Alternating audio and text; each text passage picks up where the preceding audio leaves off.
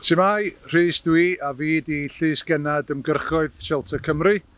Dwi jyst am ddeud diolch anferthol i chi gyd am fod yn gefnogwyr ymgyrchoedd yn 2019. Diolch am eich cefnogaeth chi. Da ni wedi llwyddo i wneud newidiadau mawr sy'n mynd i helpu nifer y bobl i ddod o hyd i a chadw cartref da. Da ni wedi ymgyrchu wahardd asiantau rhag codi ffïoedd anheg ar denantiaid ac fe ddaeth y gyfraith yna i rym yn mis Medi. Da ni wedi ymgyrchu i wneud un anodd i landlordiaeth droi bobl allan am ddim rheswm, a rwan mae Llywodraeth Cymru yn bwriadu newid y gyfraith i roi mwy o sicrwydd i denantiaid. Nathon ni ymchwil blaengar iawn hefyd efo bobl sy'n cysgu ar y stryd, a nath yr ymchwil ddangos gymaint o broblemau sy'n bodoli efo'r ffordd mae cynghorau'n helpu bobl sydd ar y stryd ar hyn o bryd.